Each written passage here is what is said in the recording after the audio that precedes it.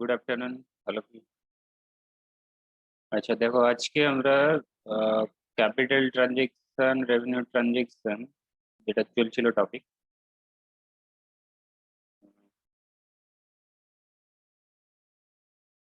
এখান থেকে করব। Free.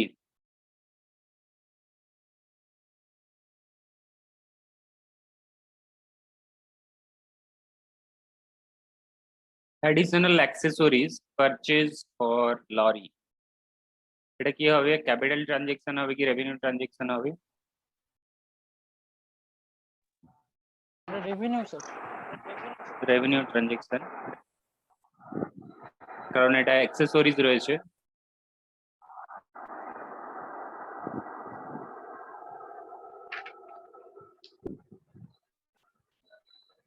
As a result of accident, lorry got badly damaged and had to be repaired. Capital transaction হবে কি revenue transaction হবে? Sir revenue. Revenue হবে না, এটা ক্যাপিটাল হবে। কারণ তুমি যদি না এখন যে কন্ডিশন রয়েছে সেই কন্ডিশন থেকে তোমাকে নর্মাল কন্ডিশনে নিয়ে যেতে গেলে একটা ভালো ধরনের খরচা করতে হবে, ঠিক আছে? তাহলে তুমি প্রেজেন্ট কন্ডিশন থেকে একটা নর্মাল কন্ডিশনে নিয়ে যাচ্ছ। প্রেজেন্ট কন্ডিশন কি, সেটা চলবে না, ব্যাডলি ড্যামেজ। তো এখানে তোমাকে ক্যাপিটাল এক্সপেন্ডিচার করতে হবে। তারপরে বলেছে amount paid as compensation to a person injured by lorry accident. Lorry অ্যাক্সিডেন্টে একজন মারা গেছে। আচ্ছা, এখানে মারা যায়নি, ইনজুর্ড হয়েছে। ইনজুর্ড হয়েছে, তাকে কম্পেনসেশন দিতে হয়েছে। সেই কম্পেনসেশনটা কি হবে? ক্যাপিটাল এক্সপেন্ডিচার কি রেভিনিউ এক্সপেন্ডিচার? এটা তোমার হয়ে যাবে রেভিনিউ এক্সপেন্ডিচার। কারণ এর থেকে তো বেনিফিট তুমি 1 ইয়ারের বেশি পাবে না। তাছাড়া এটা তো বেনিফিট নয়, কারণ তোমাকে কম্পেনসেশন দিতে হচ্ছে, পেনাল্টি। কোনো বেনিফিট তুমি পাবে না। তাহলে revenue expenditure, drivers wages, petrol, গাড়ির পেট্রোল, ড্রাইভারের ওয়েজেস কি হবে? রিপিটেডলি দিতে হবে। Revenue sir. রিপিটেডলি দিতে হবে, তো এটা রেভিনিউ হবে।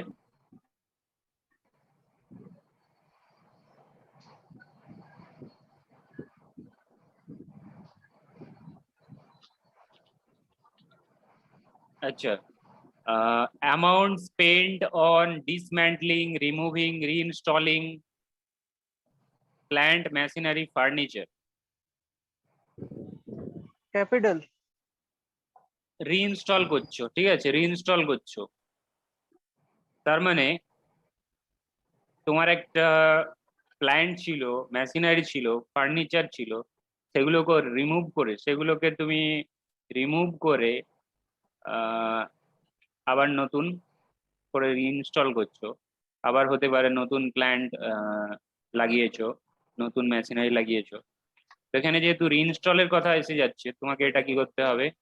ক্যাপিটাল করতে হবে। কারণ নতুন প্ল্যান্ট লাগিয়েছো, এটা হতে পারে নতুন মেশিনারি লাগিয়েছো, হতে পারে।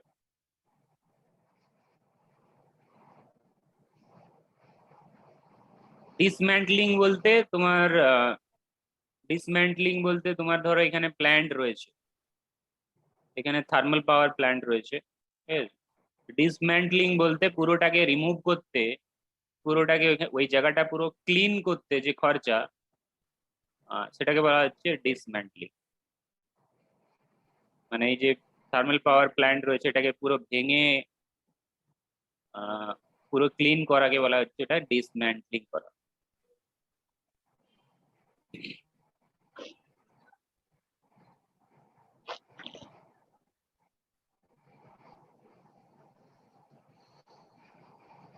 আচ্ছা, পারচেজ অফ নিউ মেশিন, এটা তো তোমার ক্যাপিটাল এক্সপেন্ডিচারে আসছে, বলার কিছুই নেই।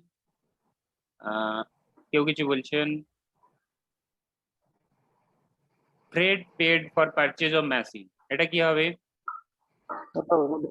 ক্যাপিটাল আছে, রেভিনিউ। রেভিনিউ নয়, নতুন কোনো অ্যাসেট পারচেজ করলে এখানে পারচেজ বলে দিয়েছে, তার মানে তুমি একটা মেশিন পারচেজ করছো, ওটা তোমার, ইনক্লুড থাকবে স্যার। হ্যাঁ, তো এটা তুমি কি বলবো? ক্যাপিটাল বলবে, ক্যাপিটাল।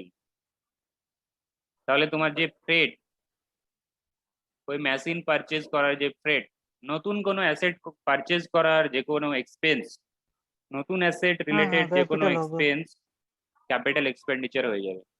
ওয়েজেস পেড, যতক্ষণ না পর্যন্ত সেটাকে রেডি কন্ডিশনে নিয়ে আসছো ততক্ষণ পর্যন্ত যা এক্সপেন্স সবই ক্যাপিটাল হয়ে যাবে। তারপরে দেখো wages paid, wages paid for installation of machine, machine installs, এটা ক্যাপিটাল। এটাও স্যার ক্যাপিটাল, capital। ক্যাপিটাল হবে sir. annual repairing expense of machine, এটা কি হবে? annual repairing, এটা স্যার প্রত্যেক বছরই করতে হবে তো স্যার, তাহলে হ্যাঁ। স্যার রেভিনিউ হবে না sir, recurring in nature. revenue recurring in nature। lawyers fee for drafting an agreement of lease of coal mine, coal mine লিজে নেবে, ঠিক আছে, তার যে লয়ার ফি, তার জন্য কি করছো? একটা এগ্রিমেন্ট বানাচ্ছো, কোল মাইন লিজে নেবে, এগ্রিমেন্ট বানাচ্ছো, কাকে দিয়ে করিয়েছো কাজটা? লয়ারকে দিয়ে, লয়ারকে ফি দিতে হবে। তাহলে সেই ফিটা কি হবে? Capital expenditure, revenue expenditure? Capital. Capital, কারণ অ্যাসেট অ্যাকুইজিশনের সাথে, অ্যাসেট অ্যাকুইজিশনের সাথে তোমার যা এক্সপেন্স থাকবে সবই হবে ক্যাপিটাল। আমরা অ্যাসেটের ডেফিনেশনে কি পড়েছি? অ্যাসেটের ডেফিনেশনে কি পড়েছি? অ্যাসেটের ডেফিনেশনে পড়েছি যে it is a resource, it is a resource controlled by the enterprise, controlled by the enterprise, যেটা এন্টারপ্রাইজের কন্ট্রোলে থাকছে। তাহলে তুমি বলতেই পারো যে লিজে নিলে সেটা কি আমার অ্যাসেট হবে? হ্যাঁ, সেটা তোমার অ্যাসেট হবে, কারণ তোমার কন্ট্রোলে সেটা থাকবে, তুমি সেটাকে ইউজ করবে, ঠিক আছে?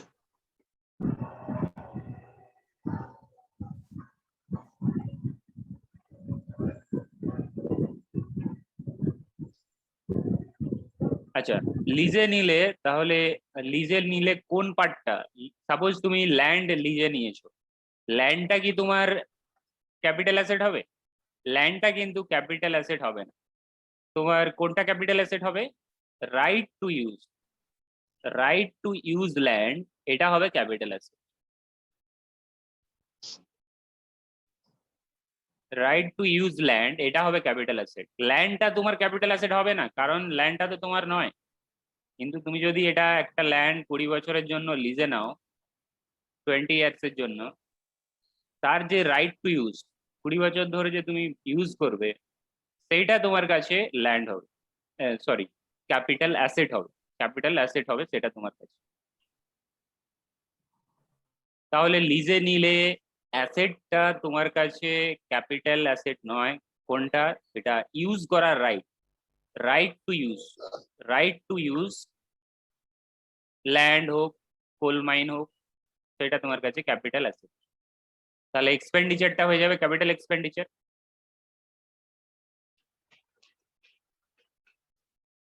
এরপরে এসে যাও রেভিনিউ রিসিপ্ট। রেভিনিউ রিসিপ্ট, আচ্ছা, ক্যাপিটাল রিসিপ্টের একটা এক্সাম্পল তাহলে দিচ্ছি, দেখে নাও এক্সাম্পল।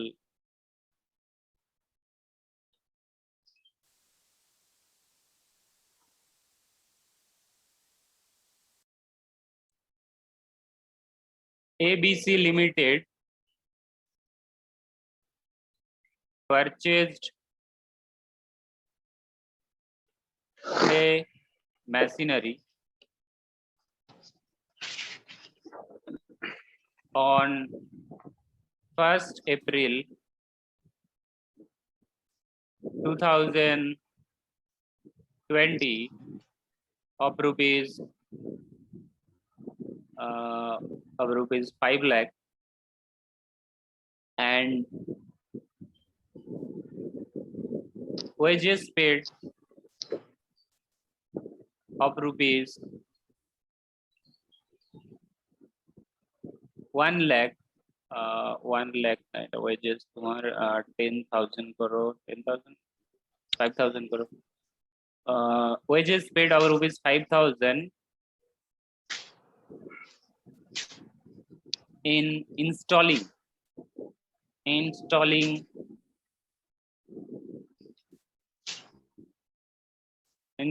the machinery.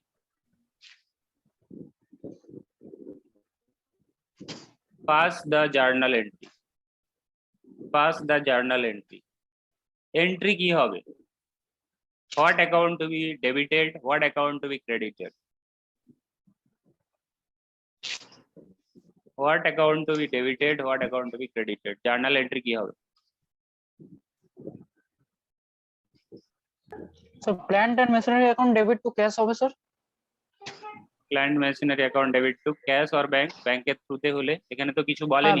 ব্যাংকে কিছু বলেনি, তাহলে বড় অ্যামাউন্ট আছে তাহলে ব্যাংক হবে স্যার। হ্যাঁ, সেই সেন্স অ্যাপ্লাই করলে তাহলে ব্যাংক হবে, কিন্তু কিছু না বলা থাকলে অ্যাকাউন্টস এর রুলস কি বলছে যে তুমি ক্যাশই ধরবে। অ্যাকাউন্টস এর রুলস বলছে যে কিছু না বলা থাকলে ক্যাশই ধরবে। আর প্র্যাকটিক্যাল সিচুয়েশনে বড় টাকা, বেশি টাকা কোনোদিন ক্যাশে হবে না প্র্যাকটিক্যাল অ্যাপ্লাই করলে, প্র্যাকটিক্যাল সিচুয়েশন। তো তোমার জার্নাল এন্ট্রি তুমি কবে করবে? 1/4/2020 এই ডেটে জার্নাল এন্ট্রি কি হবে? তাহলে তোমার কাছে মেশিন আসছে, মেশিন অ্যাকাউন্ট ডেবিট। কত টাকার মেশিন আসছে? 5 লাখ টাকার। 5 লাখ। আর ইনস্টলেশন চার্জ কত রয়েছে? ওয়েজেস কত দিয়েছো? ওয়েজেস 5,000। তাহলে তোমার মেশিনারি অ্যাকাউন্টে চলে যাবে 5,05,000। ঠিক আছে, টু ক্যাশ और बैंक, ক্যাশ और बैंक 5,05,000। তাহলে এখানে কিন্তু আমি ওয়েজেস কে সেপারেটলি এন্ট্রি করলাম কি? ওয়েজেস কে সেপারেটলি এন্ট্রি করলাম না, কারণ ওয়েজেস যেটা রয়েছে সেটা হচ্ছে ক্যাপিটাল এক্সপেন্ডিচার। ওয়েজেস যেটা রয়েছে সেটা হচ্ছে ক্যাপিটাল এক্সপেন্ডিচার, 5,000 ক্যাপিটাল এক্সপেন্ডিচার।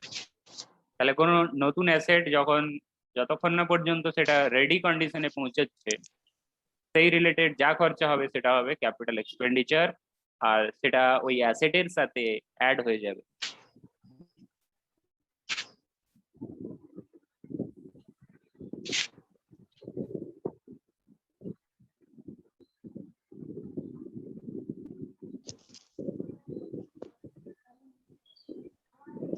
আচ্ছা, রেভিনিউ ক্যাপিটাল রিসিপ্ট, এরপরে রেভিনিউ ক্যাপিটাল রিসিপ্ট এসে যাব। রেভিনিউ রিসিপ্ট বলতে তোমার ডে টু ডে বিজনেস চালাতে গিয়ে যে ইনকাম হচ্ছে, ঠিক আছে, নর্মাল কোর্স অফ বিজনেসে তুমি যে রেভিনিউ পাচ্ছ, যে টাকা পাচ্ছ, তাকে বলা হবে রেভিনিউ রিসিপ্ট। রেভিনিউ রিসিপ্ট তাহলে কি হবে?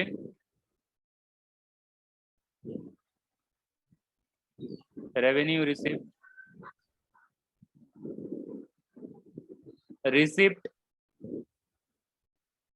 in the normal course of business, car sound হচ্ছে? কথা বলার না, দরকার থাকলে বন্ধ করে দিন। Receipt in the normal course of business. Normal course of business.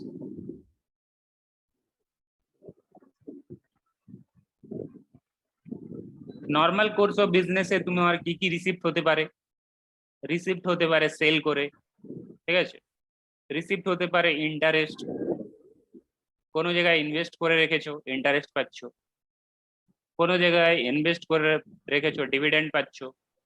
Dividend বলতে কি বোঝায়? Discount allowed sir, discount received, sorry. হ্যাঁ, ডিসকাউন্ট রিসিভ রেভিনিউ।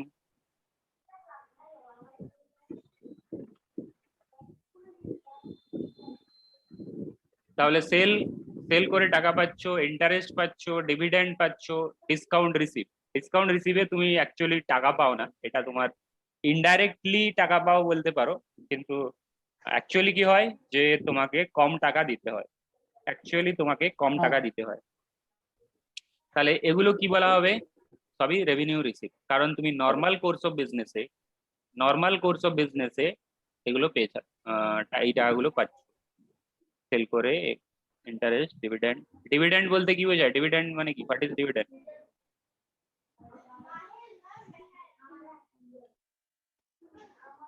ডিভিডেন্ড হচ্ছে যখন তুমি কোনো কোম্পানির শেয়ারে ইনভেস্ট করবে, সেখান থেকে যে রিটার্ন পাবে তাকে বলা হবে ডিভিডেন্ড।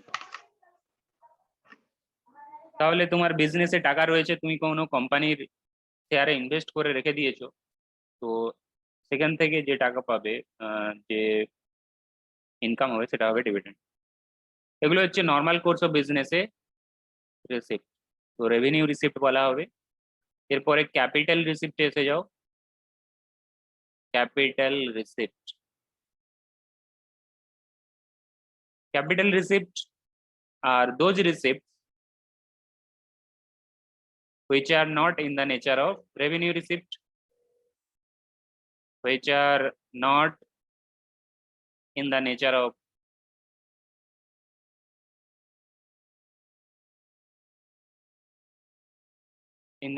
of revenue receipt.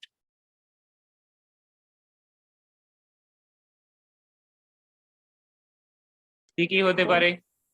এখানে তোমার হতে পারে অ্যাসেট সেল করে টাকা পেয়েছো, amount receipt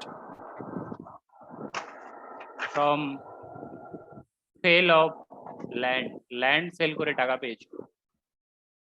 sell of building, building sale করে টাকা পেয়েছো। Sale of furniture, furniture sale করে টাকা পেয়েছো।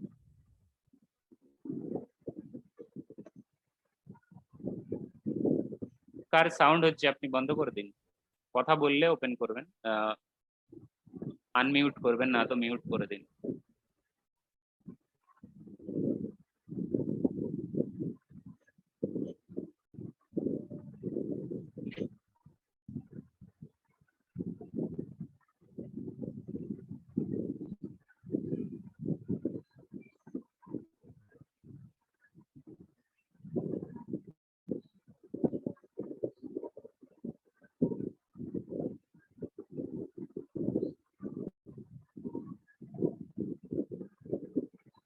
দেবজ্যোতি চক্রবর্তী, আপনি আপনার এটা বন্ধ করুন, মাইকটা বন্ধ করুন, কথা বলছেন না, আচ্ছা open করে রেখেছেন।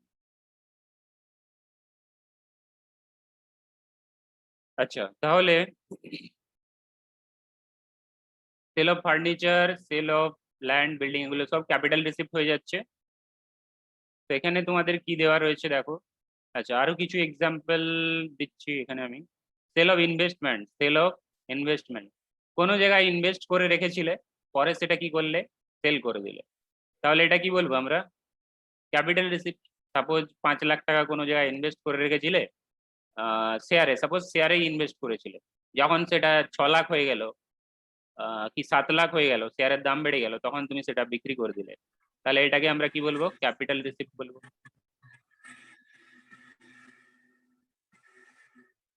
বা লোন নিচ্ছ, loan from bank, loan from bank,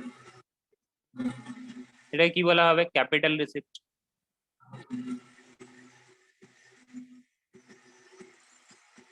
এখানে এক্সাম্পল রয়েছে দেখো, receipt from sale of fixed asset, investment, loan, ঠিক আছে। তাহলে এক্সাম্পল তো দেখা হলো, বোঝা হলো, এরপরে আনসার দাও কোশ্চেনের। Classify the following as capital receipt, revenue receipt. তাহলে amount realize from sale of old furniture, old furniture তুমি সেল করে দিয়েছো, তাহলে কি হবে? ওল্ড ফার্নিচার সেল করে দিলে ক্যাপিটাল হবে স্যার। ক্যাপিটাল হবে, কারণ অ্যাসেট সেল করে টাকা পেয়েছো, ক্যাপিটাল, ক্যাপিটাল রিসিপ্ট। ডেটরস এর কাছ থেকে টাকা পেয়েছো। ডেটরস মানে কি? The person to whom you have made sale on credit, যাকে তুমি ক্রেডিটে সেল Revenue. করেছো তার কাছ থেকে টাকা পেয়েছো। রেভিনিউ। কি হবে? রেভিনিউ হবে। Revenue হবে। এটা তোমার নর্মাল কোর্স অফ বিজনেসে, তুমি টাকা পাচ্ছ। ঠিক আছে, তাহলে আমি এখানে এক্সাম্পল যে রেভিনিউ রিসিপ্টের এক্সাম্পল ছিল, এখানে আমি কি বলতে পারি? Collection from ডেটার্স।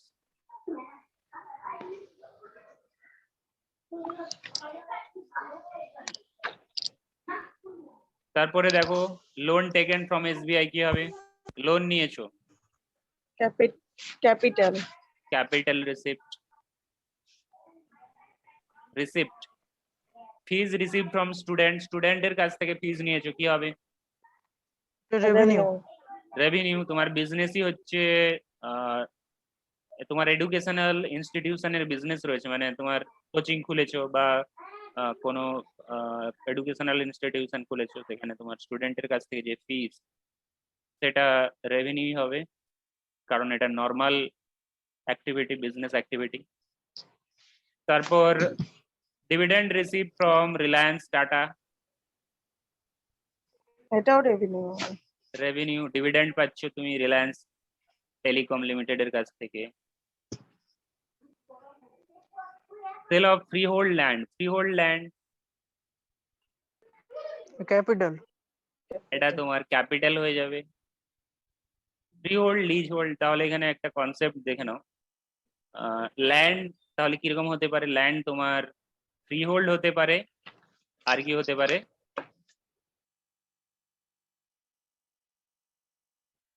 ফ্রিহোল্ড ল্যান্ড, আর কি হতে পারে? Lease hold.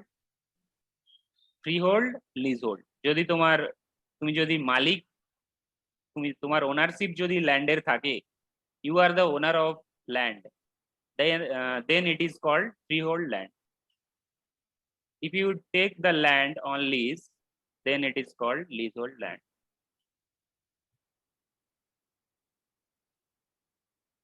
তো ল্যান্ড সেল করে টাকা পেয়েছো, এটা ক্যাপিটাল হবে।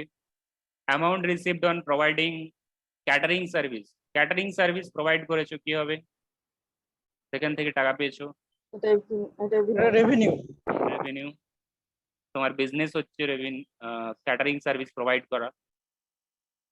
Insurance claim received on destruction of এটাও গুডস ফর ফায়ার, তোমার গুডস এটা ক্যাপিটাল হবে sir. revenue। Insurance claim. Goods তোমার ডিস্ট্রয় হয়ে গেছে, সেখান থেকে তুমি টাকা হুম। পাচ্ছ, ইন্স্যুরেন্স ক্লেম। আমি বলেছি কি যে গুডস রিলেটেড যা কিছু হবে, কি হবে? রেভিনিউ। গুডস সেল করে টাকা পাও, বা গুডস ডিস্ট্রয় হয়ে গেছে, ইন্স্যুরেন্স ক্লেম পাও, সবই কি হবে? রেভিনিউ হবে। revenue। কারণ গুডস রিলেটেড যাই হোক না কেন, তোমার রেভিনিউই হবে। কারণ গুডসটা তোমার কি? গুডসটা তোমার তো বিজনেসের যে প্রোডাক্ট, সেটা তো তুমি সেল করছো, সেটা তো তোমার বিজনেস। গুডস রিলেটেড যাই টাকা পাও না কেন, সবসময় রেভিনিউ হবে। ইন্স্যুরেন্স ক্লেম পাও, সেল করে টাকা পাও, ডেটরস এর কাছ থেকে টাকা পাও। স্যার বলছি তাহলে ওই ফার্স্ট এডটা যেটা আপনার ওই ওল্ড ফার্নিচার যেটা, ওটাও তো তাহলে গুডস, তাহলে ওটা তাহলে ক্যাপিটাল হয়ে গেল। ফার্নিচার কি করে গুডস হলো? ফার্নিচার তো তোমার বিজনেসের গুডস কি করে হলো? গুডস মানে কি? যেটার বিজনেস করছো। তুমি যদি ফার্নিচারের বিজনেস করতে, তাহলে তুমি বলতে যে ফার্নিচারটা আমার গুডস। ফার্নিচার তখনই গুডস হয়ে যাবে যদি তোমার বিজনেস হয় ফার্নিচারে। এটা অ্যাসেটস বিক্রি হলো স্যার। হ্যাঁ, অ্যাসেট বিক্রি হলো, এটা তোমার কাছে অ্যাসেট ছিল, মানে তোমার বিজনেসে তুমি ইউজ করেছিলে, আর সেটা ওল্ড হয়ে গেছে বলে তুমি সেটা বিক্রি করে দিয়েছো। ঠিক আছে, তো এটা ক্যাপিটাল রিসিপ্টই হবে।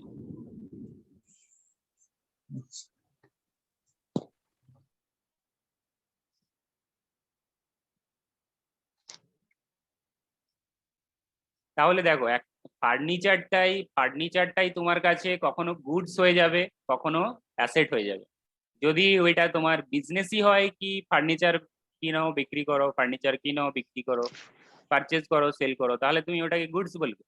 আর যদি ফার্নিচারের তোমার বিজনেস না হয়, তুমি জাস্ট ফার্নিচার কিনেছো অ্যাজ বিজনেসে ইউজ করার জন্য, চেয়ার টেবিল কিনেছো বা আলমারি কিনেছো, তো সেক্ষেত্রে তুমি ওকে ফার্নিচার বলবে, সেটা তোমার কাছে অ্যাসেট হয়ে যাবে। কি অ্যাসেট? ফিক্সড অ্যাসেট হয়ে যাবে, ফিক্সড ফিক্সড। আর যদি গুডস হয় তখন ওটা ফিক্সড অ্যাসেট হবে না, ওটাই কি বলবে? কারেন্ট অ্যাসেট বলবে, এটা তখন ফিক্সড হবে না, কারণ ওটাকে তুমি স্টক বলবে। এটাকে কি বলবে? স্টক অফ গুডস বলবে। আর এটা কি স্টক বলবে? স্টক তো নিশ্চয়ই বলবে না। ঠিক আছে, তাহলে আমরা কতটা করে নিলাম, এখান পর্যন্ত হয়ে গেল। তারপরে দেখো sale of stock in trade, যেখানে ট্রু অ্যান্ড ফলস বলতে হবে। Sale of stock in trade কি হবে? false, sale of stock in trade is capital receipt, true আর ফলস? কি বললে? ফলস বললে। ফলস, হ্যাঁ ফলস, কারণ তুমি স্টক ইন ট্রেড সেল করেছো, এটা অলওয়েজ কি হবে? রেভিনিউ রিসিপ্ট হবে। তো answer is the given statement is false. false, Then amount obtained on sale of fixed asset, fixed asset সেল করে অ্যামাউন্ট পেয়েছো, কি হবে?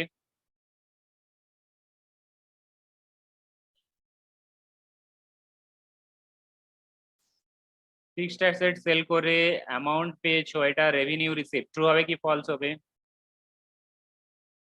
ফলস হবে, কারণ ফিক্সড অ্যাসেট বলে দিয়েছে না, ক্যাপিটাল।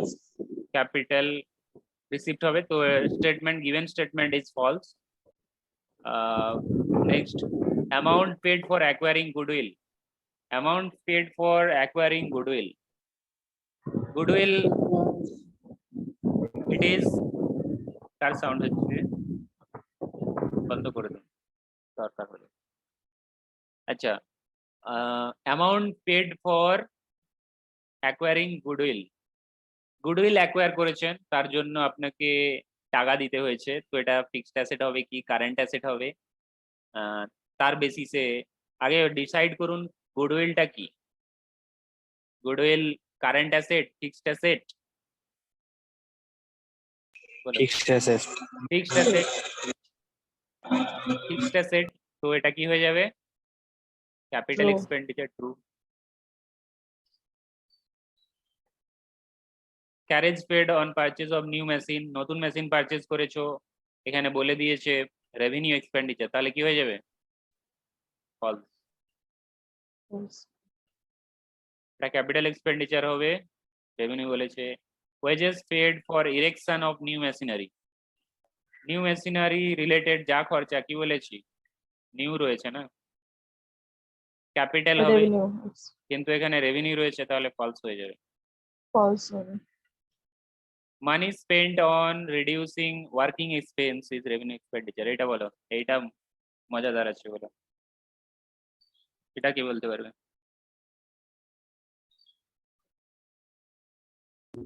স্যার এটা ফলস হবে। ক্যাপিটাল হবে, false, ফলস কেন হবে? revenue, স্যার ওটা ওয়ার্কিং এক্সপেন্সেস কমাচ্ছে, ওটার বেনিফিট আমি 1 ইয়ারের বেশি পাবো। এটা বলতে চাইছে যে তুমি এমন একটা খরচা করেছো যার ফলে তোমার ডে টু ডে যে টাকা খরচা হতো, ডে টু ডে যে ওয়ার্কিং এক্সপেন্স সেটা কমে গেছে। তাহলে তুমি কি করতে পারো? তুমি করতে পারো কি একটা মেশিন বসিয়ে দিয়েছো, তার ফলে তোমার যে ডে টু ডে খরচা সেটা কমে গেছে। ঠিক আছে, হ্যাঁ স্যার। এখানে সাপোজ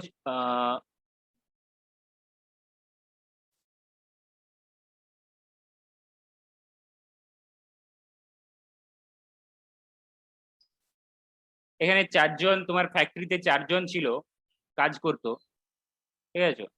তুমি এবার কি করলে? একটা মেশিন বসালে, ঠিক আছে, মেশিন বসালে,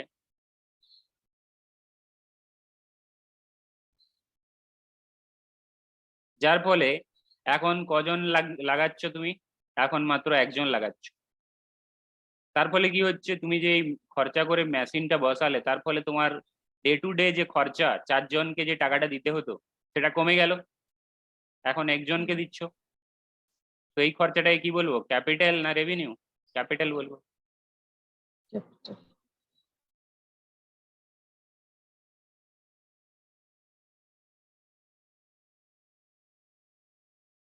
তাহলে এটা ফলস রয়েছে। Legal fees to acquire property, এটা কি হবে? ক্যাপিটাল এক্সপেন্ডিচার লেখা রয়েছে। capital, True, true. Capital, true. Amount spent or spent towards addition to machinery for double production is capital expenditure. Amount এটাও true হবে, spent towards addition to machinery. নতুন machinery, addition মানে কি? নতুন মেশিনারি আবার এসেছে, নতুন নতুন নতুন মেশিনারি এসেছে, so it is true, capital expenditure.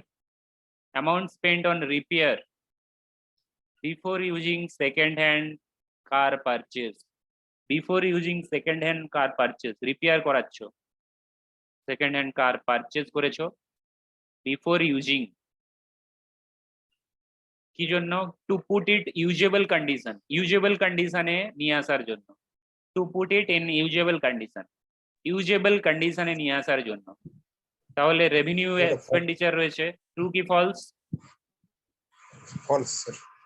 False, কারণ নতুন মেশিনারি, নতুন যে কোনো অ্যাসেট যখন তুমি বিজনেসে নিয়ে আসছো, সেটা যতক্ষণ না তুমি রানিং কন্ডিশনে নিয়ে আসতে পারছো, সেই রিলেটেড যা খরচা সবই হবে capital expenditure.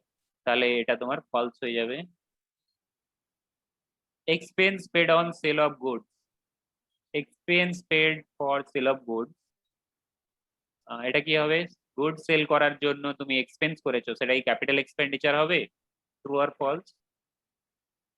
false sir. false হবে, False. revenue, রেভিনিউ, কারণ গুডস রিলেটেড যা খরচা বলেছি সব revenue, revenue. False. Good sale করার জন্য তোমাকে কি দিতে হতে পারে? তোমাকে কমিশন দিতে হতে পারে, বা এমপ্লয়ি রেখেছো, মার্কেটিং করছে যে, তাকে স্যালারি দিতে হতে পারে, তো সবই কি হবে? রেভিনিউ হবে। হ্যাঁ বলো, কে কি বলছিলে? হ্যাঁ স্যার, বলছিলাম ওই 3 নম্বরটা যেটা ওই অ্যামাউন্ট পেড ফর ওই যে গুডউইলের জন্য যেটা, হুম, 3 নম্বরটা একটু দেখুন। আচ্ছা গুডউইল, এটা একটু স্যার একবার আরেকবার। গুডউইল প্রথমে জানতে হবে গুডউইলটা কি।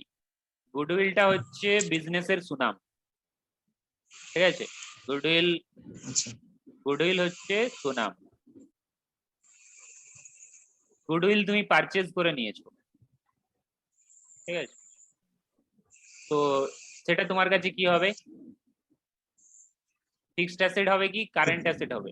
অ্যাসেট দু রকম বলেছিলাম, ফিক্সড অ্যাসেট আর আর বলেছিলাম কারেন্ট অ্যাসেট। কারেন্ট সেটা তো কারেন্ট অ্যাসেট ওইখানে মানে Current ফিক্সড অ্যাসেট বলছেন, ফিক্সড কারেন্ট অ্যাসেট অ্যাসেট, তো হতেও পারে। কারেন্ট অ্যাসেট কি করে হবে? ফিক্সড অ্যাসেটে কি বলেছি? ফিক্সড অ্যাসেটের গুডউইলটা যে কোনো কোম্পানির গুডউইল কি সারা জীবন তো নাও থাকতে পারে। না না, ফিক্সড অ্যাসেট সেইগুলো বলেছি যেগুলো তুমি বিজনেসে ইউজ করার জন্য হেল্ড করছো, আর যেটার, এটা দুটো ভাগ ছিল, ট্যানজিবল আর ইনট্যানজিবল। ইনট্যানজিবল, তো এখানে গুডউইল যেটাতে পড়ছে সেটা হচ্ছে ইনট্যানজিবল, ইনট্যানজিবল ফিক্সড অ্যাসেটের মধ্যে পড়ছে।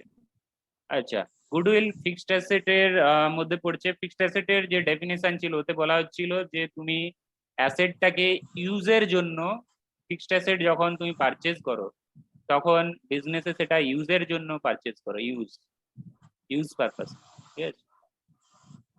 আর তার থেকে তুমি যে বেনিফিট পাবে ফিক্সড অ্যাসেট থেকে, তার বেনিফিট মোর দেন 1 ইয়ারের বেশি পাবে, মোর দেন 1 অ্যাকাউন্টিং ইয়ার। গুডউইল থেকে তুমি বেনিফিট মোর দেন 1 অ্যাকাউন্টিং ইয়ার পাবে কি পাবে না? আচ্ছা, গুডউইলটা কি দেখো, গুডউইল সাপোজ জিও লিমিটেড রয়েছে, জিও লিমিটেডের যে অ্যাসেট রয়েছে, সাপোজ অ্যাসেট রয়েছে 15,000 কোটি টাকার অ্যাসেট।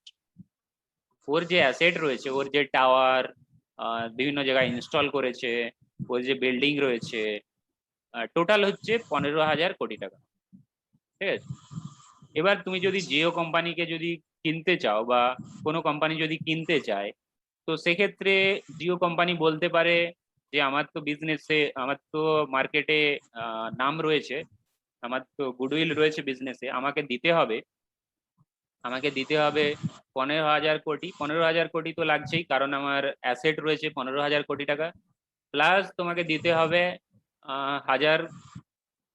1,000 কোটি টাকা দিতে হবে, কারণ আমার গুডউইলের ভ্যালু হচ্ছে বিজনেসে, যে আমার মার্কেটে যে আমার সুনাম রয়েছে, গুডউইল রয়েছে, তার জন্য আমাকে 1,000 কোটি টাকা দিতে হবে। তাহলে তুমি কত পে করলে? 16,000 কোটি টাকা। তাহলে এই যে 1,000 কোটি দিলে, এটা কিন্তু অ্যাসেটের জন্য দিলে না, ওই জিও কোম্পানির যে টাওয়ার বিভিন্ন জায়গায় ইনস্টল রয়েছে তার জন্য দিলে না। এটা দিলে কেন দিলে না? ওর যে বাজারে সুনাম রয়েছে তার জন্য দিলে। তো এই যে 1,000 কোটি টাকা তুমি খরচা করলে, এটা কেন করলে? কারণ এর ব্র্যান্ড তোমার সবাই জানে, তো মার্কেটে সুনাম রয়েছে, এর থেকে বেনিফিট তুমি কি পাবে? 1 ইয়ারের বেশি পাবে, 1 ইয়ারের বেনিফিট পাবে। এই যে জিও ব্র্যান্ড, সেখান থেকে তুমি বেনিফিট 1 বছরের বেশি সময় ধরে পাবে। তো এটাকে ফিক্সড অ্যাসেট বলা হবে। ফিক্সড অ্যাসেট পারচেজ করলে, এটা ইনট্যাঞ্জিবল ফিক্সড অ্যাসেট পারচেজ করলে তার অলওয়েজ, সেটাকে আমরা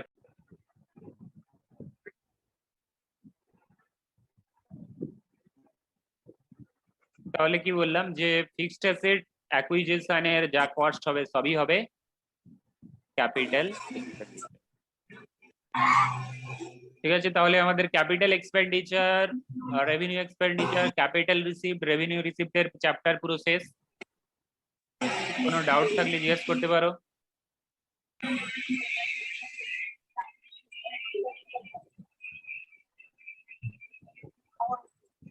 আচ্ছা, ডেফার্ড রেভিনিউ এক্সপেন্ডিচার, এখানে একটা কনসেপ্ট রয়েছে ডেফার্ড রেভিনিউ এক্সপেন্ডিচার। এটা কেউ জানো? বলতে পারবে?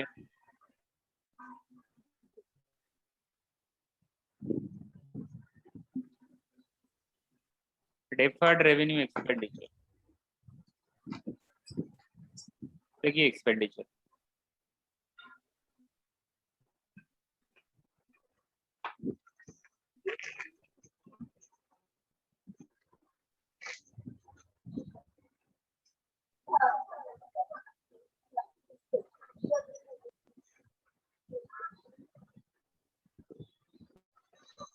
দেখো, ডেফার্ড রেভিনিউ এক্সপেন্ডিচার হচ্ছে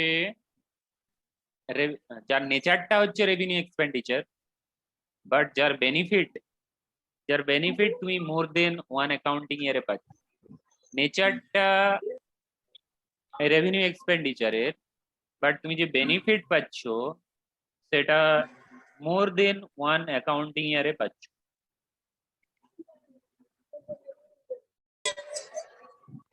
এক্সাম্পল কি হতে পারে? এক্সাম্পল হতে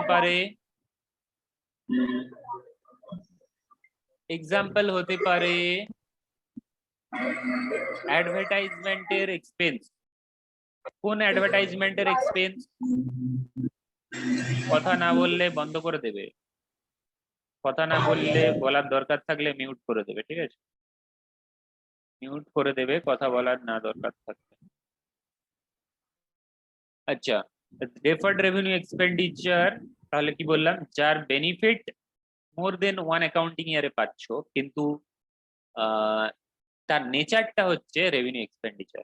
নর্মালি কি হয়, যে রেভিনিউ এক্সপেন্ডিচারের বেনিফিট তুমি মোর দেন 1 অ্যাকাউন্টিং ইয়ারে পাও না, যার বেনিফিট 1 বছরেই শেষ হয়ে যায়, সিঙ্গেল অ্যাকাউন্টিং ইয়ারেই শেষ হয়ে যায়। কিন্তু যখন তুমি কোনো রেভিনিউ এক্সপেন্ডিচারের বেনিফিট মোর দেন 1 অ্যাকাউন্টিং ইয়ারে পাবে, তখন তাকে বলা হবে ডেফার্ড রেভিনিউ এক্সপেন্ডিচার। বুঝতে পারলেন? এক্সাম্পল কি হবে? এক্সাম্পল অ্যাডভার্টাইজমেন্টের এক্সপেন্স। যখন তুমি নতুন প্রোডাক্ট লঞ্চ করছো, ডেফার্ড রেভিনিউ এক্সপেন্ডিচার, তাহলে এটা থেকে আমি কি বললাম, যে নেচারটা হচ্ছে revenue এক্সপেন্ডিচারের,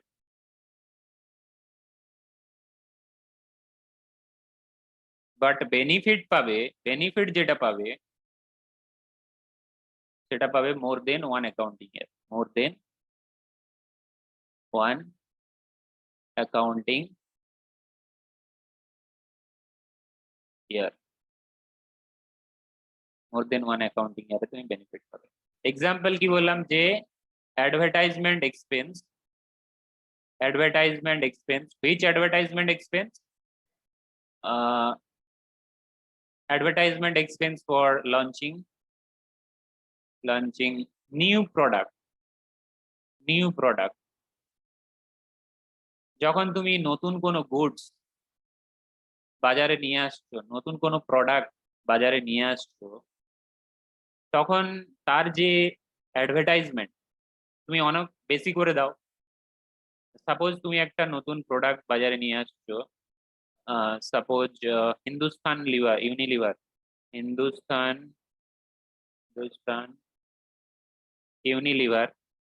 Unilever limited, Hindustan Unilever limited কি করেছে, একটা নতুন সাবান নিয়ে এসেছে,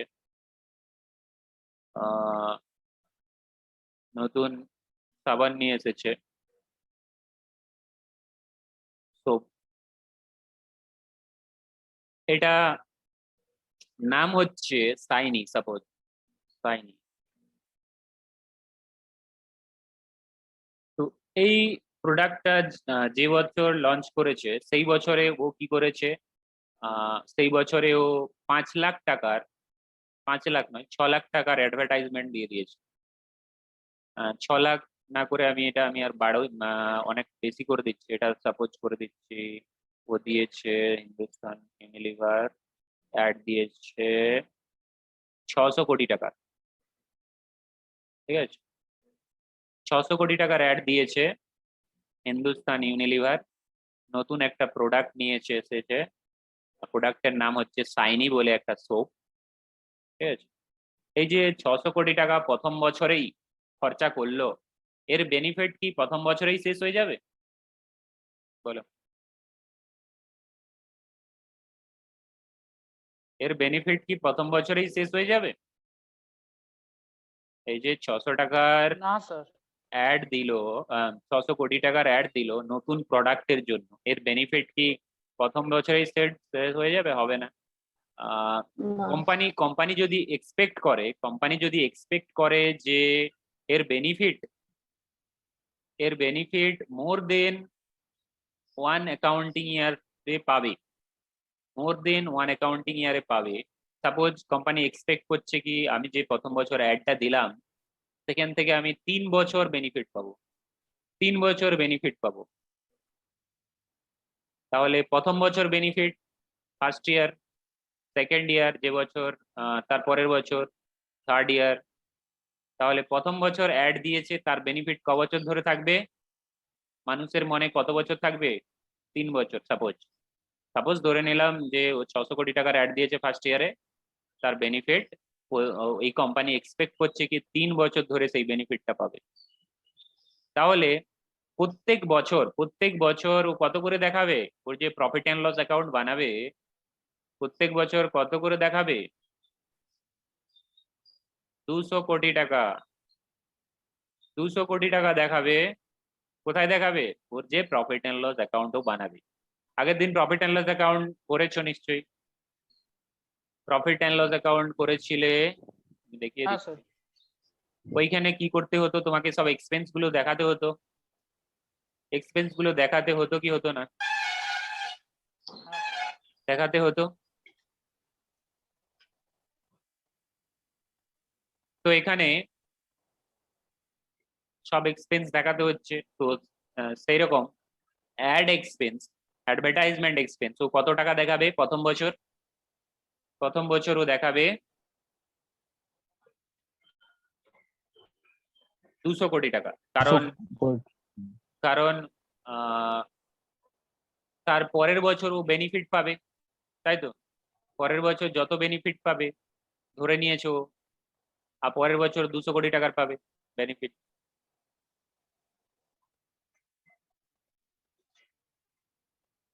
তাহলে তোমাকে এক্সপেন্স কে কি করতে হবে, তিনটা ভাগে ভাগ করতে হবে, তিনটা ইয়ারে ইকুয়াল পোর্শনে ভাগ করে নিতে হবে, ঠিক আছে? ভাগ করে 3 বছরে প্রফিট এন্ড লসে দেখাতে হবে 200 কোটি 200 কোটি 200 কোটি।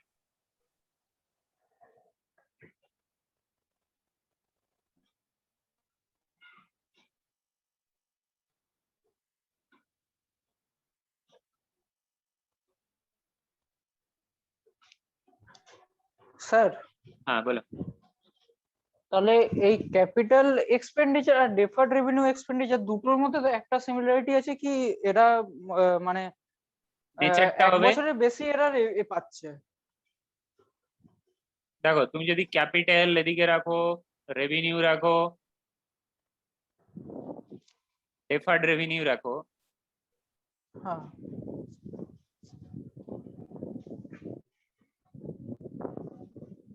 তাহলে ক্যাপিটাল এক্সপেন্ডিচার যেটা রয়েছে এটা তোমার রেকারিং কি, নট রেকারিং, না না রেকর্ডিং, হ্যাঁ নট রেকারিং। রেভিনিউ কি, রেকারিং, রেকর্ডিং, বারবার করতে হবে। ডেফার্ড রেভিনিউ কি, এটাও রেকারিং, এটাও বারবার রেকর্ডিং। করতে হবে। ক্যাপিটাল এক্সপেন্ডিচার বেনিফিট মোর দেন ওয়ান অ্যাকাউন্টিং ইয়ারে পাবে, revenue expenditure benefit within one accounting ইয়ারে এক্সহস্ট হয়ে যাবে, শেষ হয়ে যাবে। আর ডেফার্ড রেভিনিউর বেনিফিট মোর দেন ওয়ান অ্যাকাউন্টিং ইয়ারে পাবে। বুঝতে পারলে? হ্যাঁ তাহলে ডেফার্ড রেভিনিউ এক্সপেন্ডিচার হচ্ছে রেভিনিউ এক্সপেন্ডিচার, নেচারটা রেভিনিউ এক্সপেন্ডিচার, কিন্তু বেনিফিটটা মোর দেন ওয়ান অ্যাকাউন্টিং ইয়ারে পাবে। আর এক্সাম্পল কি দিলাম, যে তুমি যখন নতুন কোনো প্রোডাক্ট লঞ্চ করছো, সেই প্রোডাক্ট রিলেটেড তোমাকে যে অ্যাডভার্টাইজমেন্ট দিতে হচ্ছে সেটা হয়ে যাবে ডেফার্ড রেভিনিউ এক্সপেন্ডিচার। নতুন প্রোডাক্টের ক্ষেত্রেও, শুধুমাত্র নতুন প্রোডাক্ট। আচ্ছা, তাহলে আমাদের চ্যাপ্টার যেটা ছিল, চ্যাপ্টারে পুরো capital transaction, revenue transaction, capital expenditure, revenue expenditure, capital receipt, revenue receipt পুরো কমপ্লিট করে নিলাম। ঠিক আছে, বাড়িতে দেখবে, রিয়াজ করে নেবে, কোনো অসুবিধা নেই। এরপরে তাহলে অন্য কি রয়েছে দেখা যাক, অন্য কোনো চ্যাপ্টার।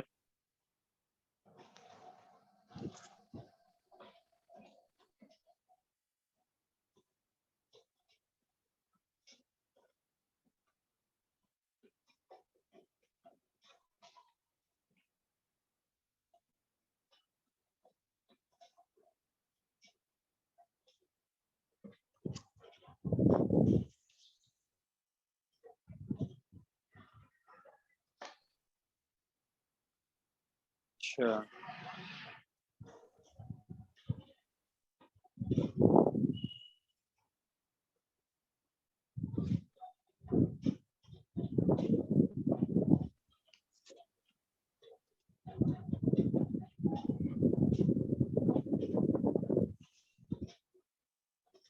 আচ্ছা, কোয়ারি যেটা রয়েছে দেবদ্যুতি চক্রবর্তী, এটা ডাইরেক্ট হবে কি ইনডাইরেক্ট হবে?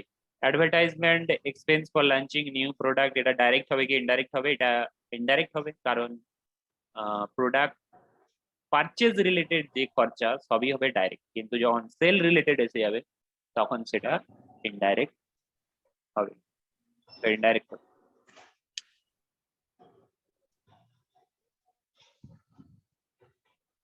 আচ্ছা, অ্যাকাউন্টিং ডকুমেন্টস তোমরা কি করেছো?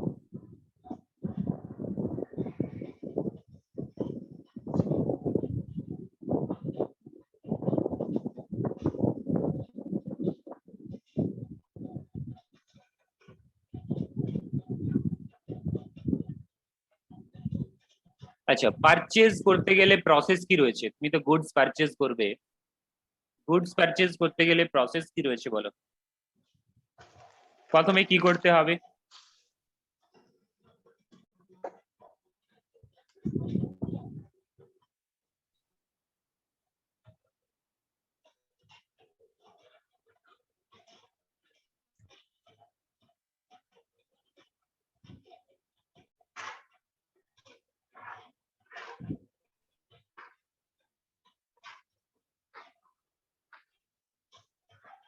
প্রথমে তোমাকে পারচেজ করতে হলো, আমি যদি এখানে স্টেপ করে দেখাই,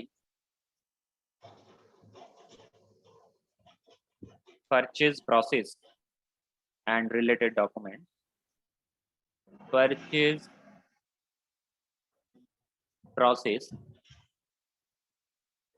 and related documents, আচ্ছা কার সাউন্ড হচ্ছে, আপনি কথা বলছেন না তো বন্ধ করে দিন। নিশান্ত সা related documents, purchase process and related documents.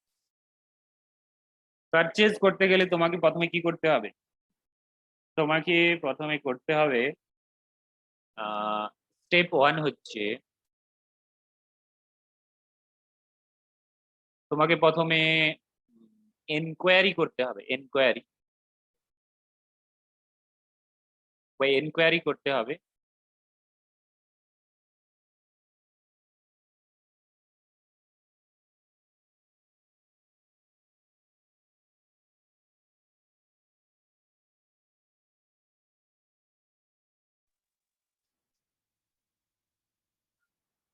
Enquiry করতে হবে, और কি বলতে পারো তুমি, ইনভাইটেশন দিতে হবে, ইনভিটেশন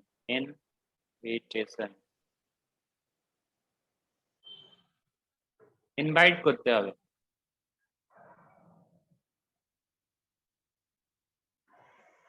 স্টেপ 2 তে তুমি কি করবে? রিসিভ করবে কি? কোটেশন, ইনভাইটেশন, ইনকোয়ারি और ইনভাইটেশন অফ কোটেশন।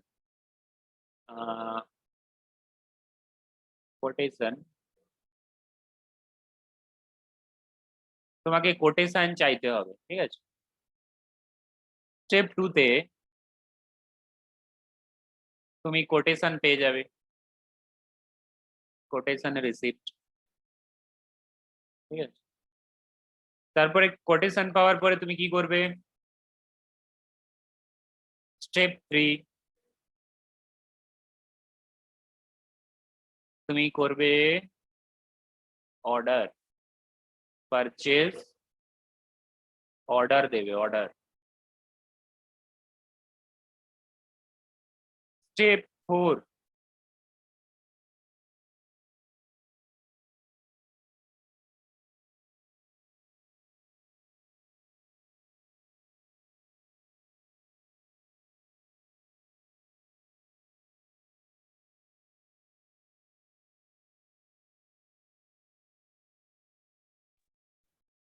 তাহলে পারচেজ তুমি অর্ডার করলে, পারচেজ অর্ডার পাঠালে, পারচেজ অর্ডার পাঠালে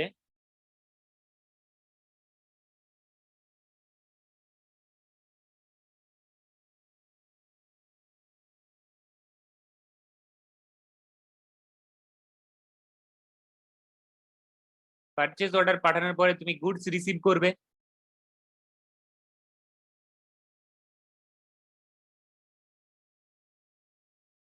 গুডস রিসিভ করলে তোমাকে ডকুমেন্ট দিতে হবে। ডকুমেন্টের নাম কি হবে?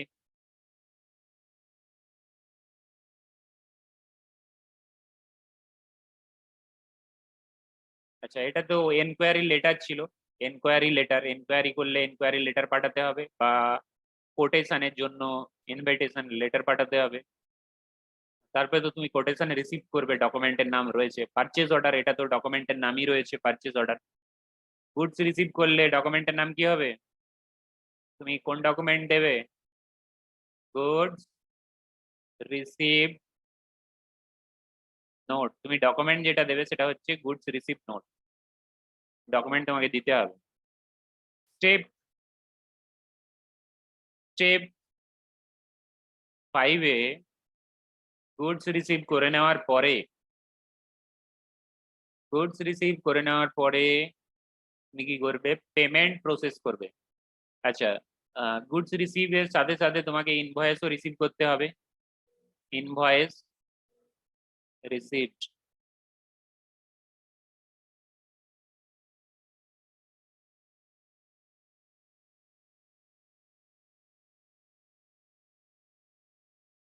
রিসিপ্ট, ইনভয়েস রিসিপ্ট, ইনভয়েস পেয়ে যাবে। তারপরে তোমাকে কি করতে হবে, স্টেপ 6 পেমেন্ট করবে তুমি। আচ্ছা, পেমেন্ট তুমি ইমিডিয়েটলি না করতেও পারো। আচ্ছা, আমি ধরে নিচ্ছি তুমি এখন পেমেন্ট করছো না, পেমেন্ট পরে করবে। তাহলে স্টেপ 3-তে, স্টেপ 6-এ, স্টেপ 6-এ তাহলে ধরে নিই যে তুমি কিছু গুডস রিটার্ন করেছো, তুমি কিছু গুডস রিটার্ন করেছো। তো রিটার্ন করলে কি হবে, গুডস রিটার্ন, গুডস রিটার্ন করলে সব গুডস নয়, সাম গুডস, সাম গুডস,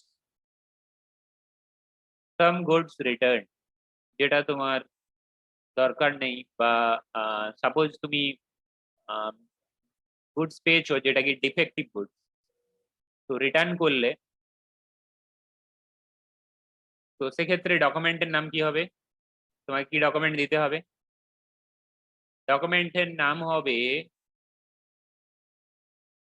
ডেবিট নোট, ডকুমেন্টের নাম হবে ডেবিট নোট, ডেবিট নোট। তাহলে পারচেজ করে যখন তুমি গুডস রিটার্ন করছো, ডকুমেন্টের নাম কি, ডকুমেন্টের নাম হচ্ছে ডেবিট নোট।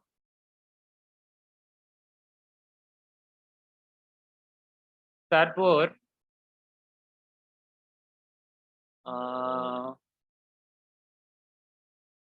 তারপর সেভেন্থ স্টেপে তুমি পেমেন্ট করবে। পেমেন্টের কি কি অপশন রয়েছে, পেমেন্টের কি কি অপশন রয়েছে,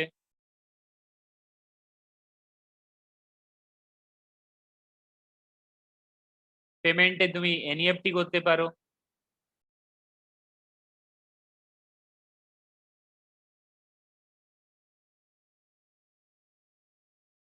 পেমেন্ট তুমি এনইএফটি তে করতে পারো, পেমেন্ট তুমি আরটিজিএস এর থ্রু দিয়ে করতে পারো, পেমেন্ট তুমি নেট ব্যাংকিং এর থ্রু দিয়ে করতে পারো,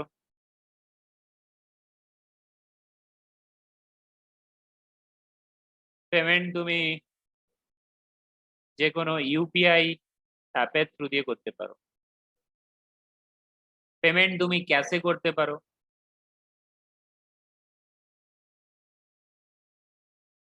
ঠিক আছে,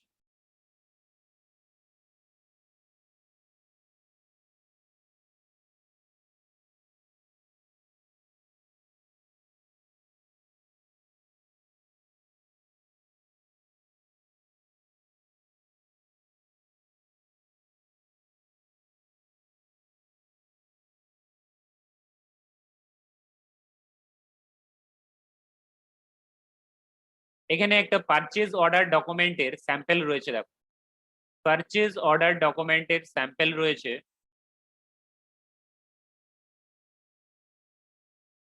তুমি যখন অর্ডার করছো, অর্ডারের আগের স্টেপ কি রয়েছে দেখো তো, অর্ডারের আগের স্টেপ কি রয়েছে, অর্ডারের আগের স্টেপ রয়েছে কোটেশন। তাহলে যে তুমি যে অর্ডার করবে, অর্ডার করতে গেলে তোমাকে কি চাই, প্রথমে কোটেশন চাই, কোটেশন। তাহলে তুমি যে অর্ডার দেবে, অর্ডার ডকুমেন্টে তোমার কি থাকবে, মেনশন থাকবে কি, quotation number, quotation number mention থাকবে, কোটেশন নাম্বার মেনশন থাকবে, কোটেশনের ডেট মেনশন থাকবে, আর কাকে অর্ডার করছো এখানে লেখা থাকবে, মেসার্স কাকে অর্ডার করছো। সাপোজ তুমি এখানে কোন কোম্পানি অর্ডার করছে, এখানে কোন কোম্পানি অর্ডার করছে দেখে বলো তো, কোন কোম্পানি অর্ডার করছে, অর্ডার করছে PQR limited, PQR limited order করছে। তাহলে সাপোজ ধরে নাও যে XYZ লিমিটেড কে অর্ডার করছে, পিকিউআর অর্ডার করছে কাকে করছে, মেসার্স XYZ লিমিটেড।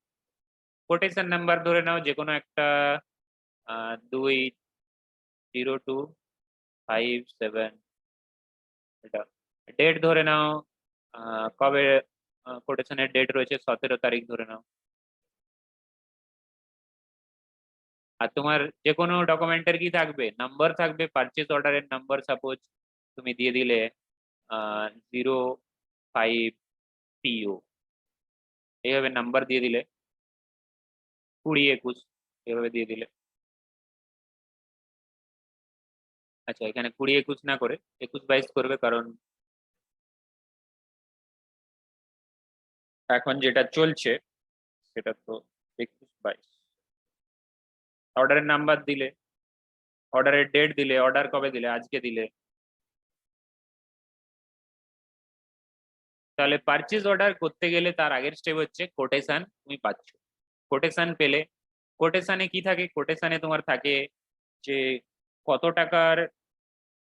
টাকা করে কোন ইউনিট সেল করা হবে। সাপোজ তুমি সিরিয়াল নাম্বার 1 দিলে, আইটেম কোড, তোমার প্রত্যেকটা আইটেমের কোড থাকতে পারে। সাপোজ তোমার কম্পিউটারের জিনিস রয়েছে, কম্পিউটারের দোকান রয়েছে, তুমি বিভিন্ন ধরনের পার্টস কেনো, কেনার পরে কি করো, অ্যাসেম্বল করে নাও, ঠিক আছে, কেনার পরে অ্যাসেম্বল করে নাও। তো এখানে তোমার আইটেম কোড, সাপোজ মাদারবোর্ডের তুমি কোড দিয়েছো, মাদারবোর্ডের তুমি কোড দিয়েছো 2519 মাদারবোর্ডের কোড। এটা কি বললে, মাদারবোর্ড। কোয়ান্টিটি তুমি কটা মাদারবোর্ড চেয়েছো, সাপোজ তুমি চেয়েছো 50টা, প্রত্যেকটার দাম সাপোজ 8000 করে। আচ্ছা, ইউনিট কি হবে, পিসেস হবে। তাহলে কত টাকার তোমার প্রোডাক্ট হচ্ছে টোটাল। আচ্ছা, এখানে টোটালের কলাম তো নেই, তাহলে অর্ডার করছো, জাস্ট রেটটা দিতে হবে। তাহলে আইটেম 2, আইটেম কোড সাপোজ, এরপরে তুমি অর্ডার করেছো কিবোর্ডের জন্য তোমার আইটেম কোড রয়েছে সাপোজ 2620। কিবোর্ড আইটেম কোড দিয়ে রেখেছো, সাপোজ কিবোর্ড তুমি নেবে 50টা, এটা ধরে নাও 30টা নিচ্ছ। পিসেস, ইউনিট কি পিসেস, এটা সাপোজ 200 টাকা করে কিবোর্ড।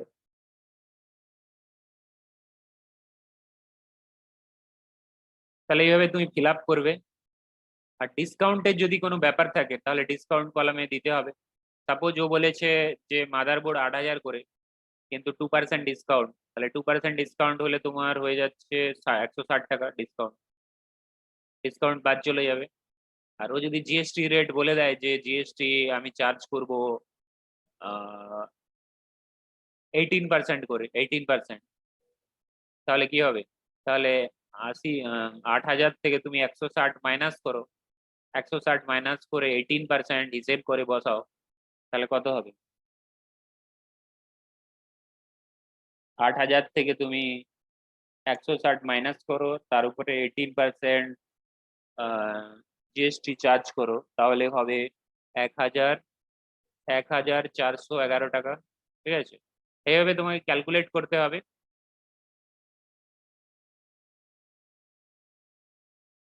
$1400 এটা পার ইউনিটের, এটা যেটা রয়েছে পার ইউনিটের জিএসটি। এখানে তো টোটালের কলাম আমি দেখতে পাচ্ছি না, টোটালের কলাম দেওয়া নেই। আচ্ছা, তাহলে এইভাবে তোমাকে কোটেশন অর্ডার ফিল করতে হবে, অর্ডার ডকুমেন্ট, পারচেজ অর্ডার। এরপরে কি রয়েছে দেখো তো, এরপরে রয়েছে চালান। চালান কে পাঠাবে, চালান।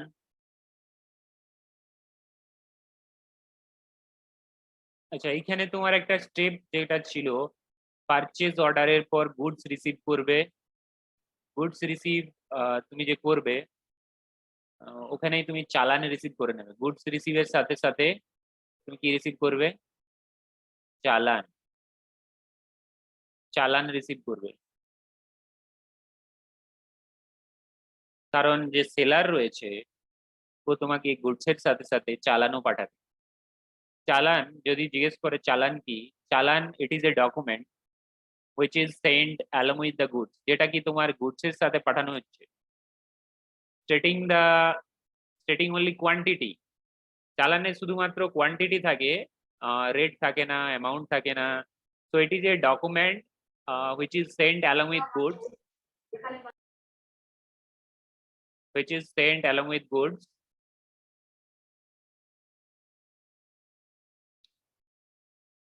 stating the quantity, যেখানে তোমার কোয়ান্টিটি থাকছে to be delivered, কত কোয়ান্টিটি ডেলিভার করা হবে, party to whom the goods to be delivered, to be sent, যাকে গুডস সেন্ড করা হচ্ছে তার নাম থাকছে, কোয়ান্টিটি থাকছে। চালানের তাহলে ফরম্যাট দেখে নাও। চালানের নাম্বার, যে কোনো ডকুমেন্টের বলেছি নাম্বার থাকবে। তোমার যখন অ্যাকাউন্টিং ডকুমেন্ট ফিল আপ করবে, যে এক্সেলে ফিল আপ যে শিখেছিলে, যারা করনি তারা করবে, যারা করেছো তারা নিশ্চয়ই দেখেছো চালান কিভাবে এক্সেলে রয়েছে। সেটা যখন ফিল আপ করবে তাহলে ডকুমেন্টের তোমাকে নাম্বার দিতে হবে। চালানের নাম্বার তুমি এভাবে দিতে পারো যে 5CH, চালানের নাম্বার হয়ে গেল। কোন অর্ডারের এগেনস্টে তুমি এই চালানটা ইস্যু করছো? চালানকে ইস্যু করবে, challan is issued by seller. চালানকে ইস্যু করবে সেলার, যে সেল করছে সেই তো চালান দেবে না, সেই তো গুডসটা পাঠাচ্ছে। তো সে অর্ডার নম্বর কোনটা দেবে? পারচেজ অর্ডারে যে নাম্বারটা দেওয়া রয়েছে। তাহলে আমি যদি আমার এখানে কেসটা ধরে নিই, তাহলে আমি পারচেজ অর্ডারে কি চালান, কি অর্ডার নাম্বার দিয়েছিলাম দেখো তো, পারচেজ অর্ডারে কোন নাম্বারটা দিয়েছিলাম? পারচেজ অর্ডারে কোন নাম্বারটা দিয়েছিলাম সেই নাম্বারটা সেলার কি করবে, সেলার কপি পেস্ট করে বলবে, কপি পেস্ট করে ওখানে লিখবে। কোথায় লিখবে? চালানে লিখবে। তাহলে এখানে দেখো কোনটা আমি লিখবো, তাহলে এখানে অর্ডার নাম্বার 05PO2122। তাহলে আমাকে চালানে তার রেফারেন্সটা দিতে হবে যে আমি কোন অর্ডারের এগেনস্টে গুডস পাঠাচ্ছি, কোন অর্ডারের এগেনস্টে গুডস পাঠাচ্ছি। 05PO2122 এই পারচেজ অর্ডারের এগেনস্টে আমি গুডসটা পাঠাচ্ছি। সেই অর্ডারের ডেট কবে ছিল? পারচেজ অর্ডার তার ডেট কবে ছিল? অর্ডারের ডেটটা দেখো তো কবে আছে। 18ই, মানে আজকের ডেটে। সাপোজ আজকের ডেটেই অর্ডার দিয়েছে, আমি আজকের ডেটেই গুডস ডেলিভারি করে দিচ্ছি। আর এখানে যেটা থাকবে নম্বর, এটা হচ্ছে তোমার চালান নম্বর। চালান উপরে লেখা রয়েছে নম্বর। চালান নম্বর তো দিয়ে দিয়েছো। চালানের ডেট আজকেই পাঠাচ্ছ, তাহলে আজকেরই ডেট দিয়ে দাও। যদি কালকে পাঠাতে, কাল বলতে 19 তারিখ, 19 মে, তাহলে কালকের ডেট দিতে আগামীকাল। তো এখানে মেসার্স কাকে পাঠাচ্ছ তুমি, কে অর্ডার দিয়েছে, পারচেজ অর্ডার কে করেছে? পিকিউআর পারচেজ অর্ডার করেছে। তাহলে তোমার কাকে পাঠাচ্ছ পিকিউআর কে। পিকিউআর তো অর্ডার করেছে, পিকিউআর লিমিটেড। এখানে তাহলে কি কি কোয়ান্টিটি পাঠাচ্ছ, ও কটা চেয়েছিল দেখো। ও চেয়েছিল মাদারবোর্ড 50 মাদারবোর্ড, কিবোর্ড চেয়েছিল 30। তাহলে ওই পারচেজ অর্ডারের এগেনস্টেই আমাকে চালানটা বানাতে হবে। Serial number 1, serial number 2। Motherboard ও চেয়েছিল, 50টা, আর কিবোর্ড চেয়েছিল 30টা। তাহলে এইভাবে ফিল আপ করতে হবে। তাহলে তোমার চালান তুমি বুঝে গেলে যে চালান হচ্ছে গুডস এর সাথে পাঠাতে হয়, যেটা কে পাঠাবে? সেলার পাঠাবে। ঠিক আছে, কাকে পাঠাবে? যে পারচেজ করছে। এরপরে কনসাইনমেন্ট নোটে এসে যাও। কনসাইনমেন্ট নোট কি? Consignment note is a document prepared by transporter. এটা প্রিপেয়ার কে করবে? ট্রান্সপোর্টার। তার মানে যে ট্রান্সপোর্ট বিজনেসে ইনভলভ রয়েছে, সে এটা প্রিপেয়ার করবে কনসাইনমেন্ট নোট। কেন প্রিপেয়ার করবে?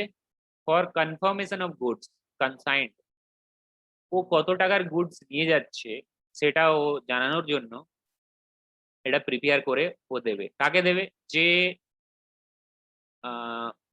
যে ওর থ্রু দিয়ে, ওর ট্রান্সপোর্টেশনের থ্রু দিয়ে গুডস পাঠাচ্ছে, তাহলে কনসাইনমেন্ট নোট কে প্রিপেয়ার করবে, ট্রান্সপোর্টার প্রিপেয়ার করবে, কাকে দেবে?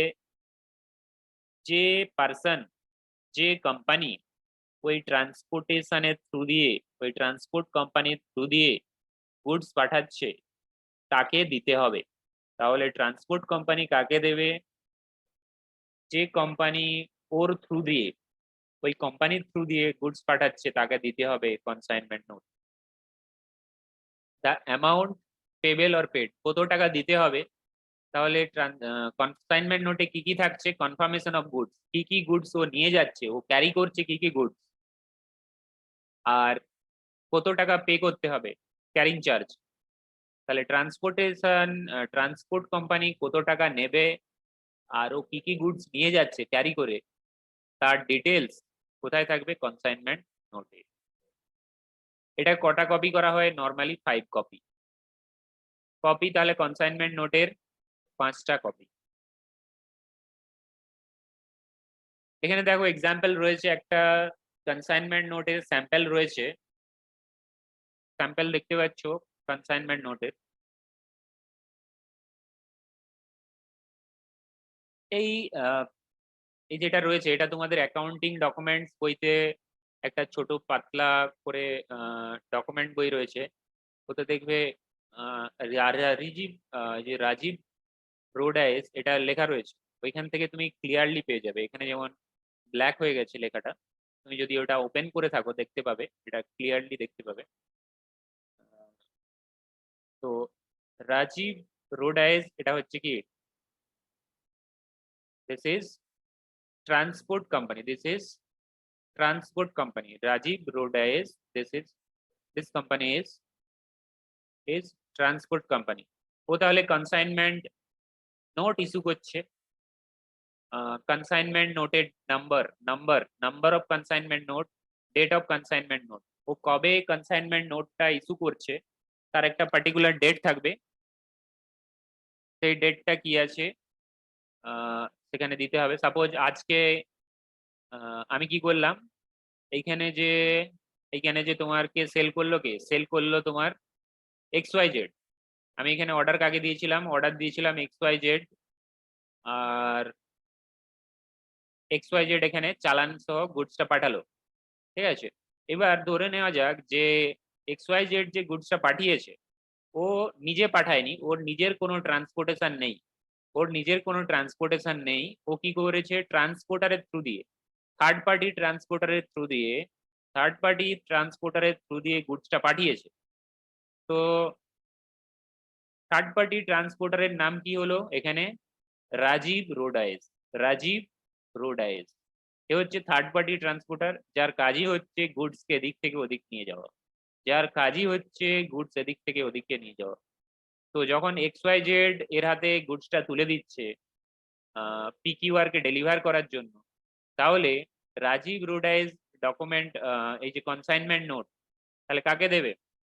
XYZ কে দেবে, কারণ ওর কাছ থেকে গুডসটা ডেলিভারি নিচ্ছে, নেওয়ার পর PQR কে দেবে। তো এখানে সাপোজ আজকের ডেটেই ও গুডস ডেলিভারি করছে, তাহলে 18/5/2021, নম্বর যে কোনো দাও, 2-4, কনসাইনমেন্ট নোটের CN দিয়ে দাও। কোথা থেকে কোথা যাবে? সাপোজ কলকাতায় হচ্ছে XYZ, ঠিক আছে, XYZ এর কোম্পানি হচ্ছে কলকাতা,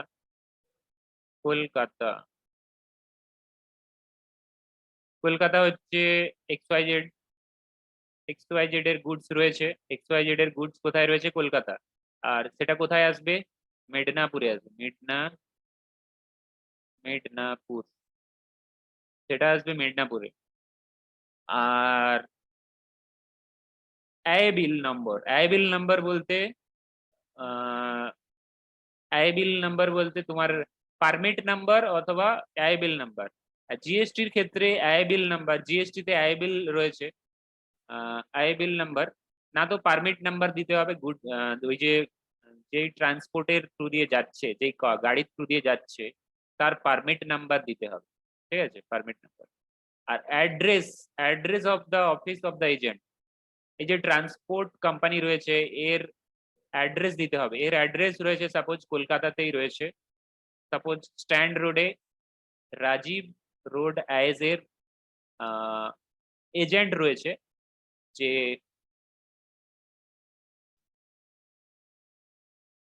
কনসাইনমেন্ট নোট তাহলে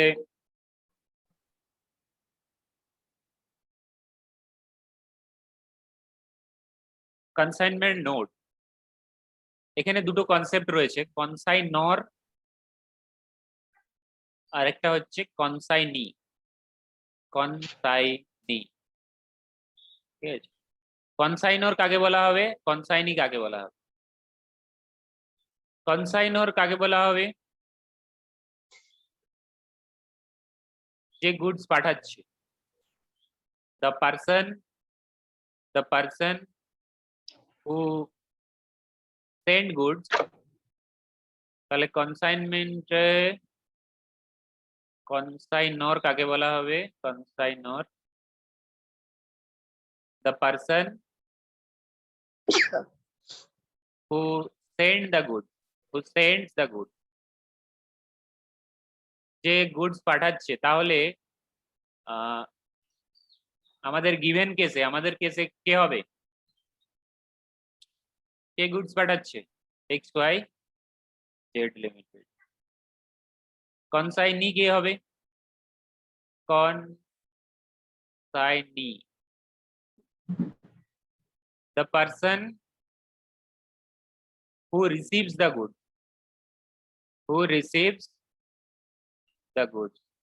তাহলে ট্রান্সপোর্টারের থ্রু দিয়ে যে গুডস পাঠাচ্ছে তাকে বলা হবে কনসাইনর, আর যে গুডস রিসিভ করছে তাকে বলা হবে কনসাইনি। তাহলে in our given case consignee কে হবে? PQR। PQR তো রিসিভ করবে গুডস, ঠিক আছে। তাহলে ওখানে চলো, এখানে যেটা লেখা রয়েছে address of the office or agent, তোমার এখানে যেটা বললাম যে রাজীব রোড অ্যাজ এর যেখানে অ্যাড্রেস রয়েছে, যে এজেন্ট এইটা বসে ফিল আপ করছে, মানে রাজীব রোড অ্যাজ এর যে অফিস রয়েছে, সাপোজ আমি এখানে বললাম স্ট্যান্ড রোডে রয়েছে কলকাতা, তাহলে এই অ্যাড্রেস দিতে হবে। এজেন্ট, এখানে এজেন্টের অ্যাড্রেস হবে, ঠিক আছে। ওই কোম্পানির হয়ে এজেন্ট কাজ করতেই পারে, সেই এজেন্টের অ্যাড্রেস। এরপরে কনসাইনরের নেম অ্যাড্রেস, কনসাইনির নেম অ্যাড্রেস, কনসাইনরের নেম অ্যাড্রেস, কনসাইনরের নেম কি আছে? কনসাইনর যে গুড সেন্ড করছে XY Z লিমিটেড, আর কনসাইনি যার কাছে গুডসটা যাবে কি আছে আমাদের এক্সাম্পলে? PQR limited. এখানে তার অ্যাড্রেস যা আছে লিখতে হবে, যা আছে এটা লেখার দরকার নেই আমার। আর এখানে কনসাইনরের জিএসটি নাম্বার দিতে হবে, কনসাইনরের তার মানে XYZ এর জিএসটি নাম্বার। এখানে কনসাইনির জিএসটি নাম্বার দিতে হবে, PQR এর তার মানে PQR এর জিএসটি নাম্বার। এরপরে ডেলিভারি অফিস, কোথায় ডেলিভার হবে? এই যে গুডসটা ক্যারি করে নিয়ে যাচ্ছে, ডেলিভারি কোথায় হবে? PQR এর তো PQR লিমিটেড তো রিসিভ করবে, কোথায় রিসিভ হবে? PQR লিমিটেড এর রেজিস্টার অফিস রয়েছে মিদনাপুর। এবার সেটা মিদনাপুরে রিসিভ হবে কি সেটাই খড়গপুরে রিসিভ হবে? যদি খড়গপুরে রিসিভ হয় তাহলে খড়গপুর লিখতে হবে,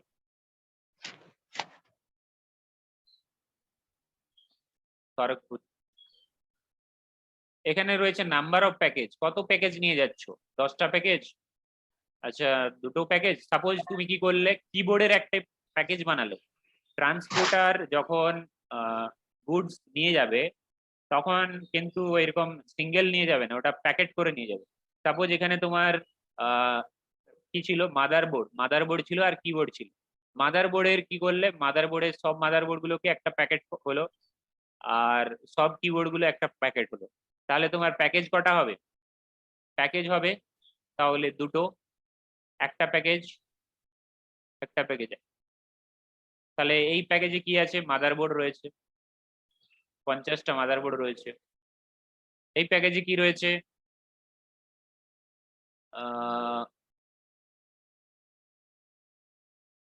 মাদারবোর্ডের একটা প্যাকেজ করেছো আর কিবোর্ডের একটা প্যাকেজ করেছো।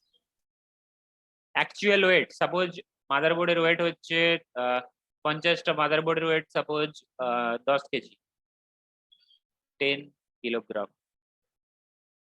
কিবোর্ডের ওয়েট সাপোজ 30টা ধরে নাও, ওই রকমই ধরে নাও 10 কিলোগ্রাম। চার্জ ওয়েট কত টাকার নিচ্ছে, কত কিলোর জন্য টাকা নিচ্ছে, কত কিলোর জন্য টাকা নিচ্ছে? 10 কিলোর জন্যই টাকা নিচ্ছে, 10 কিলোর জন্যই টাকা নিচ্ছে, কোনো ছাড় নেই। Rate suppose per kilo rate রয়েছে ট্রান্সপোর্টেশনের জন্য পার কিলো 50 টাকা। 50 টাকা কি 10 টাকা করো, যেকোনো করো। তাহলে এটা কোন কোম্পানির হয়ে তুমি ফিল আপ করছো? ট্রান্সপোর্ট কোম্পানির হয়ে ফিল আপ করছো। 10 টাকা করে রেট হলে তাহলে কত হয়ে যাবে? 100 টাকা চার্জ, ট্রান্সপোর্টেশন চার্জ। এখানেও তোমার 100 টাকা, 10 কিলো 100 টাকা করে, 100 টাকা তাহলে হয়ে যাচ্ছে টোটাল। তাহলে টোটাল হচ্ছে কত? টোটাল হচ্ছে 200 টাকা। জিএসটি যদি লাগানো হয়, জিএসটি সাপোজ ট্রান্সপোর্টেশনে জিএসটি রয়েছে 5%, 5 হলে তাহলে 10 টাকা লেগে যাবে 200 টাকার উপরে। তাহলে টোটাল কত হবে? 210 টাকা। তাহলে ট্রান্সপোর্ট কোম্পানির সিগনেচার হবে এখানে, ঠিক আছে?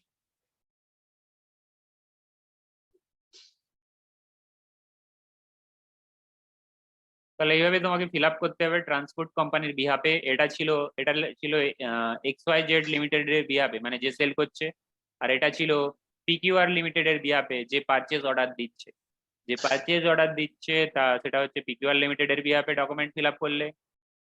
চালান ফিল আপ করলে যে সেল করছে তার বিহাফে। আর ট্রান্সপোর্ট রাজীব রোডাইস, এটা তুমি ট্রান্সপোর্ট কোম্পানির বিহাফে কনসাইনমেন্ট নোট ফিল আপ করলে। কনসাইনমেন্ট নোট, আর কনসাইনমেন্ট নোটের কটা কপি হয়?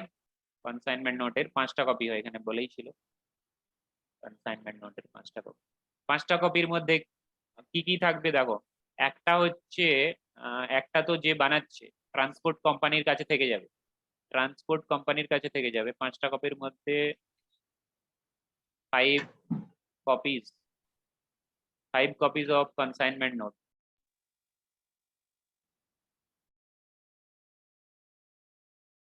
তাহলে একটা কপি, 1 কপি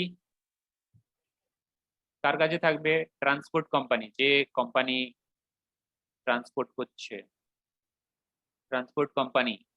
এটা হয়ে যাবে অফিস কপি, অফিস কপি।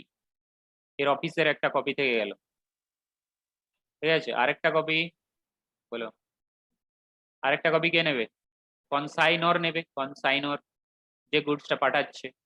আরেকটা কপি কে নেবে? কনসাইনি, যাকে গুডসটা পাঠানো হচ্ছে, ওকে তো একটা দিতে হবে না। আর আরেকটা বলো,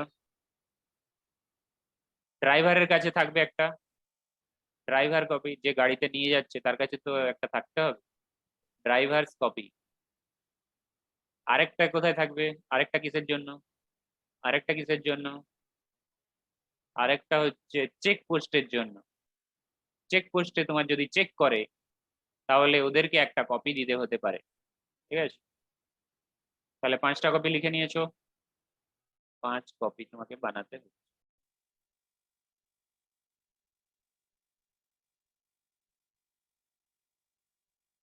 চেক পোস্টে ড্রাইভার্স কপি একটা, কনসাইনরের কপি একটা, কনসাইনির কপি একটা, ট্রান্সপোর্টারের অফিস কপি একটা, 5টা কপি বানাতে হবে। তাহলে আজকে এই পর্যন্তই। কারো কিছু জিজ্ঞেস করার থাকলে জিজ্ঞেস করো, নেক্সট ডেতে এরপরে কন্টিনিউ করব। আজকে কনসাইনমেন্ট নোট পর্যন্ত হলো।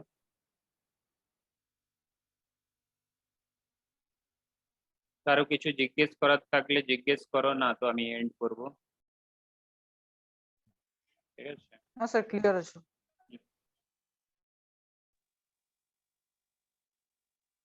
তাহলে আমি এন্ড করলাম। হ্যাঁ স্যার।